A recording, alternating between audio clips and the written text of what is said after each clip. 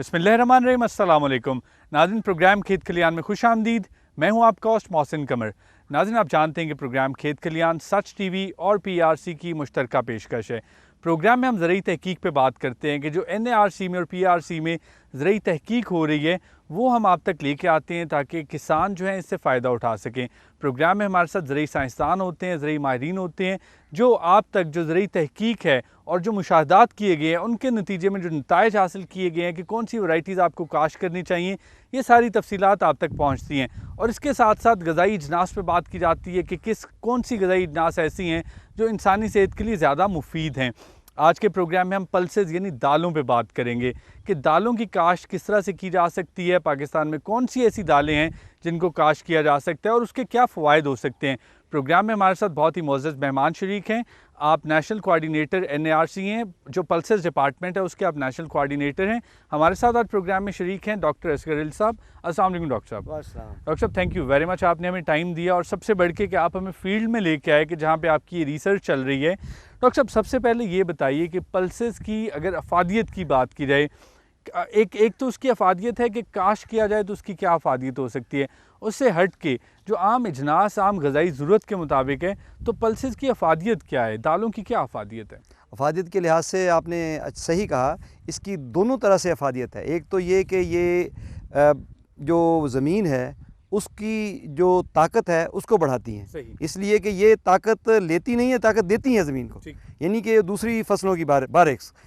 अब आप देखें कि इसके अंदर एक सीज़न में ये तकरीबन 60 से 120 किलो जो है वो नाइट्रोजन पर हेक्टेयर जो है ये फ़िक्स करती हैं।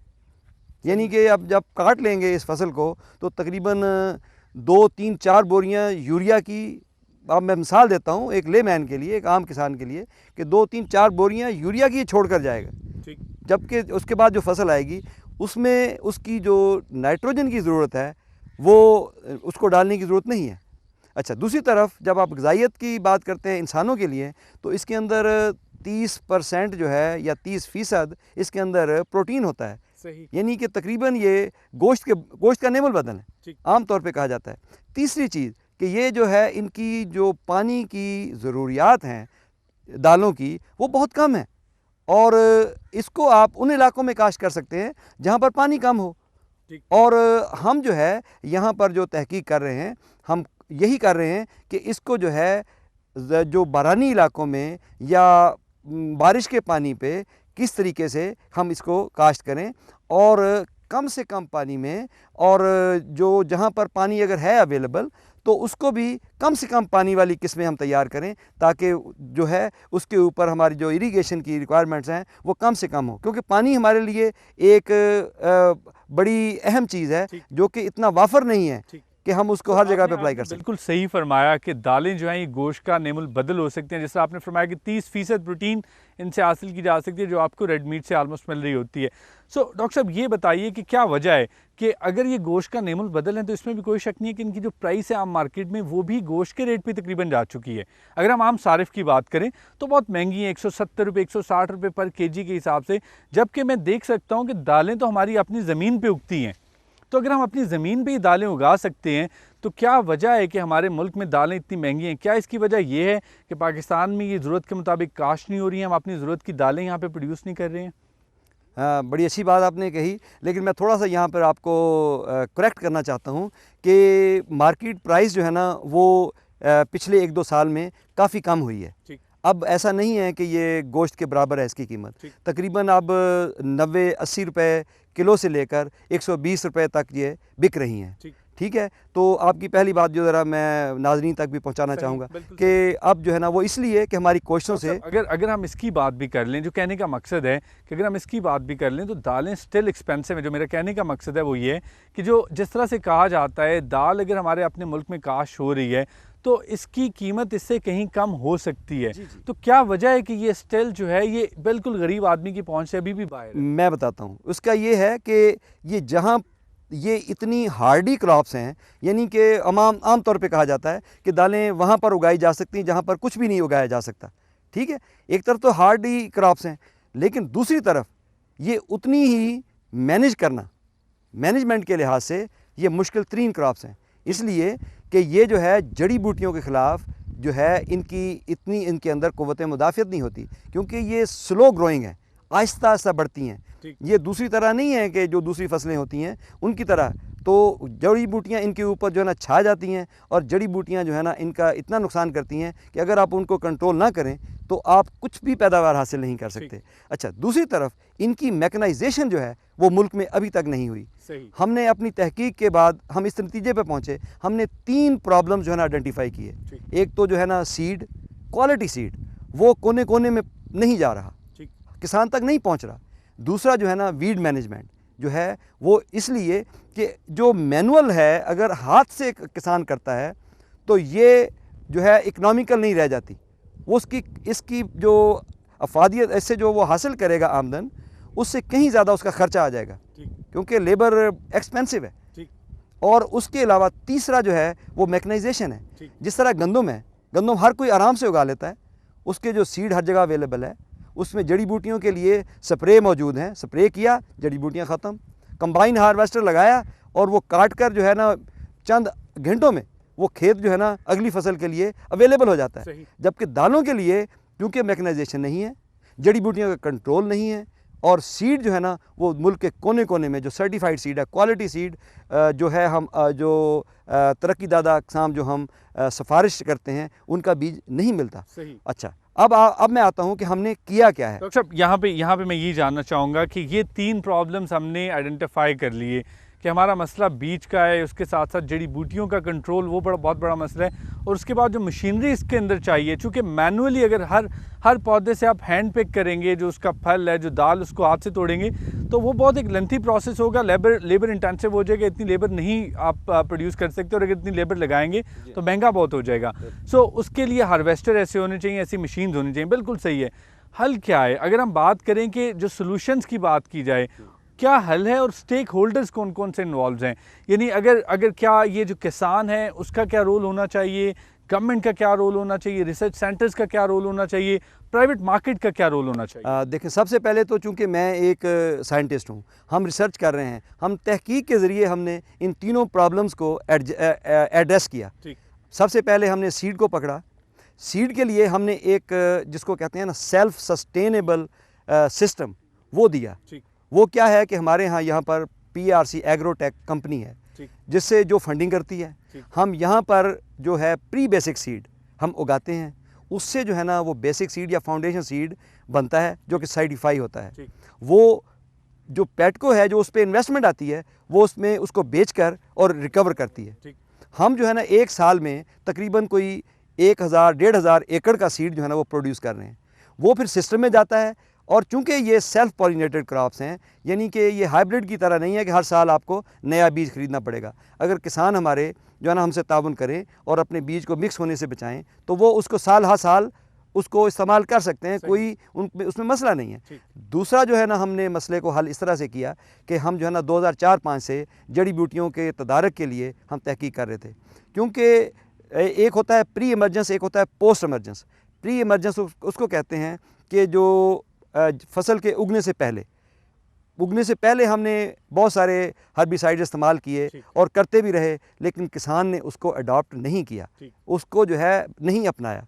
तो फिर हम दूसरी तरफ हमने कोशिश शुरू की कि अब जो है हमें ऐसे केमिकल्स तलाश करने हैं जो कि फसल उगने के बाद जड़ी बूटियाँ भी उग जाएं, फिर हम स्प्रे करें तो फिर वो उनको तल्फ करें, जड़ी बूटियों को तल्फ कर दे और फसल को बिल्कुल कोई नुकसान ना पहुंचाए। लेकिन मैं यहाँ पर आपको बताता चलूँ कि आज से पहले तक जो हमारी ये जितनी भी दालें हैं ये इंतहाई हसास हैं केमिकल्स हर्बिसाइड्स को, तो इसलिए कोई इस तरह से उसमें कामयाबी नहीं हो रही थी। लेकिन हमारी मुसलसल तहकीक, और मैं यहाँ पर अर्ज़ करूँ हमारे साथ जो तावन किया वो Ali Akbar group of companies ने, और उनके तावन से हमने जो ना 2004-05 से शुरू किया था, और अल्हम्दुलिल्लाह अब हम जो है मूंग और माश इन 2 दालों में इसका कंप्लीट जो है ना मुकम्मल तौर पर जो है हमने काबू पा लिया है। और वो इसकी कोई जो है ना तहकीक अभी भी बहुत सारे आस्पेक्ट्स पे जारी है चुकी है, और आप समझते हैं कि आने वाले चंद माह में या शायद कुछ सालों में इसकी जो स्प्रे है, जो दवाई हैं, इन जो जड़ी बूटियों की तदारुक के लिए वो मार्केट में किसानों के पास अवेलेबल हो? वो अवेलेबल हो चुकी हैं और वो मार्केट हो चुकी है। डॉक्टर साहब, आपने यहाँ पे थोड़ी देर पहले बड़ी इंटरेस्टिंग बात की कि आपने इस पे काम किया कि अगर फसल को उगाने से पहले कुछ ऐसे स्प्रेज किए जाएं तो ये जड़ी बूटियों के उगने में काफ़ी हद तक कमी आ जाएगी। उसको किसानों ने रिजेक्ट कर दिया, यानी उस पर अमल नहीं किया।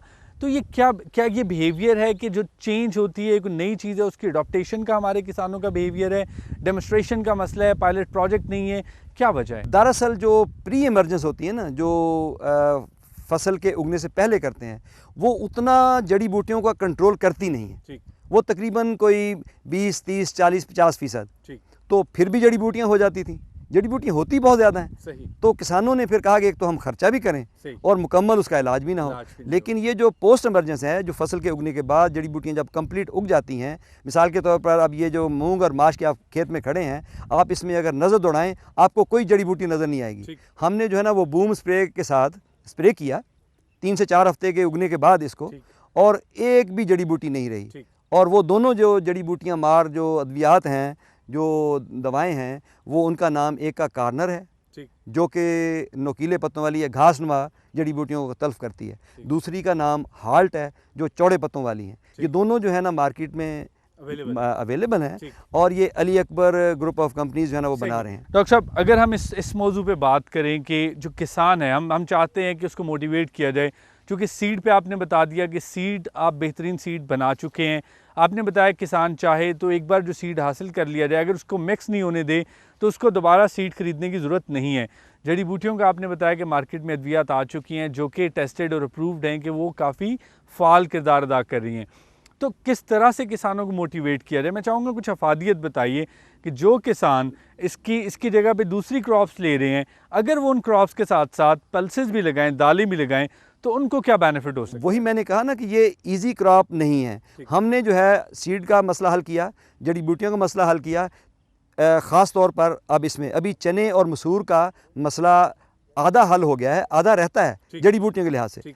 सीड का भी मसला हल है, लेकिन मैकेनाइजेशन जो है वो देखें कि जो इसकी जो मूंग और माश की कटाई है और इसकी जो थ्रेशिंग है, वो अभी तक हम उस पर काबू नहीं पा सके, क्योंकि लोगों के पास इतना टाइम नहीं होता कि इस फसल को जो है ना वो हाथों से काट कर फिर उसको सुखाएं और फिर उसको थ्रेश करें। डॉक्टर साहब, मैं ये जानना चाहूँगा कि जो ऑलरेडी काश्त हो रही है पाकिस्तान में, चूँकि ऐसा नहीं है कि काश्त नहीं हो रही है, स्टिल एक बड़े पैमाने पर दालें जो हैं वो काश्त की जा रही हैं, तो वो किस तरह से, क्या वो कन्वेंशनल जो तरीक़ेकार है, पुराना तरीक़ेकार है, उसी तरह से ये जो इससे दालें हासिल करते हैं वो बिल्कुल इनकी पैकिंग कर रहे होते हैं और उसके बाद दालें हासिल करते हैं, या छोटे मोटे उन्होंने प्लांट्स मशीन्स बना चुके? नहीं, ऐसा नहीं है। सिर्फ जो बुआई है इसकी वो बिल्कुल उसी तरह से हो जाती है जिस तरह से गंदम होती है, बल्कि उसी सीड ड्रिल जो है उसी से हो जाती है तमाम दालों की। लेकिन जो कटाई है वो जो है वो चने में और मसूर में तो किसी हद तक जो कंबाइन हार्वेस्टर है वीट का, उसको थोड़ा सा उसमें तब्दीली ला के उससे कामयाबी हासिल की गई है। लेकिन मूंग और माश में अभी तक हाथ से ही कटाई हो रही है और उसको फिर सूखने दिया जाता है। फिर इसके थ्रेशर जो है ना बन चुके हैं, वो अवेलेबल हैं। मूंग और माश के हमारे यहाँ पर लोकल ही बनते हैं, डस्का में बनते हैं, तो वो जो है उससे फिर इसकी गहाई हो जाती है। लेकिन इसमें टाइम बहुत ज़्यादा लग जाता है, जबकि जो भी जितनी भी एडवांस कंट्रीज़ हैं, डेवलप्ड कंट्रीज़ हैं, बल्कि हमारे साथ कुछ पड़ोसी मुल्क भी हैं, वहाँ पर इसकी मशीनें बन चुकी हैं और वो ज़रूरत ये है कि हम भी जो है ना इस तरह की मशीन बनाएं। तो क्या पीआरसी इसमें कोई किरदार अदा कर सकता है? गवर्नमेंट का क्या किरदार हो सकता है? प्राइवेट कंपनीज़ का तो बिल्कुल वो इनोवेटिव जितनी टेक्नोलॉजीज़ हैं वो मुल्क में लेके आएँ, लेकिन गवर्नमेंट और स्पेशली पीआरसी की अगर बात की जाए तो उसका क्या रोल हो सकता है? इसमें पीआरसी ने काफ़ी इनिशिएटिव लिया है और हम प्लान कर रहे हैं और इंशाल्लाह बहुत जल्द इसका एक प्रोटोटाइप जो है वो, चूँकि मैं इसलिए ये बात करूँ कि जिस तरह आज हम किसानों की पूरी फसल दिखा रहे हैं कि ये आपके सामने दालों की काश्त है, मैं यहाँ पे खड़ा हूँ, मैं देख सकता हूँ कि जिस तरह डॉक्टर साहब ने बात की कि उसमें जड़ी बूटियाँ नहीं हैं, तो पूरी जितनी फसलें आप कैमरे की आंख से भी देखेंगे कि ये इनमें जड़ी बूटियाँ बिल्कुल ना होने के बराबर हैं। इंतहाई साफ़ सुथरी फसल है। जब इतनी मेहनत की जा चुकी है कि बीज की वैराइटीज़ पे काम हो चुका है, जड़ी बूटियों की तदारुक पे पिछले 7-8 साल में काम हुआ है, ये तब भी पाया तकमील पे नहीं पहुंचता अगर के मैकेनिज़्म पे प्रॉपरली काम नहीं हो तो। सो आप क्या समझते हैं कि वो एक टाइम आएगा कि जिस तरह आज हम ये फसल दिखा रहे हैं, इनकी हार्वेस्टिंग यहाँ पे इसी फैसिलिटी में हो रही होगी, तो हम अपने किसानों को दिखा सकेंगे कि ये मशीन है, इससे हार्वेस्टिंग हो रही है और देखिए घंटों में एकड़ के एकड़ जो है वो हार्वेस्ट हो रही है। इंशाल्लाह वो मशीन जो है हमने अरेंजमेंट्स के उसमें मराहिल में है और हमने मुख्तलिफ मुल्कों से रब्ते किए हैं और ये PRC का इनिशिएटिव है और क्योंकि PRC जो है वो एक सेंट्रल बॉडी है और ये हमारा नेशनल मैंडेट है, तो हमने इस चीज़ को जो है ना अपने मुल्क के लिए इसमें खुद कफील बनाना है। ये हमारा जो है ऑब्जेक्टिव है, हमारा मैंडेट है। यही मेरा मकसद है ये सवाल करने का और यही आज का प्रोग्राम कंडक्ट करने का मकसद है कि इसमें कोई शक नहीं है कि पाकिस्तान में और बहुत सारी क्रॉप्स ऐसी हो रही हैं जो पाकिस्तान को ज़रूरी जो ज़रूरत है आपकी फूड सिक्योरिटी के हवाले से और ज़र मुबादला के हवाले से वो बहुत ज़्यादा फ्राहम कर रहे हैं। लेकिन दाल एक बहुत इंपॉर्टेंट आपकी ग़िज़ा है। आपने सबसे प्रोग्राम के आगाज़ में प्रोटीन के हवाले से बात कर दी, ग़िज़ाई ज़रूरत के हवाले से बात कर दी। सो इंतहाई ज़रूरी है कि पाकिस्तान उसमें खुद कफ़ील हो। किसान, इस मुल्क का अगर किसान की बात की जाए, मुझे एक लंबा अरसा हो चुका है कि मेरी एफिलिएशन है कि किसान और किसान की जितनी प्रोडक्ट्स हैं उनके साथ। हमारे मुल्क का किसान बहुत जफाकश है, बहुत मेहनती है, वो मेहनत से बिल्कुल नहीं घबराएगा अगर हम उसको सही रास्ता बता सकें।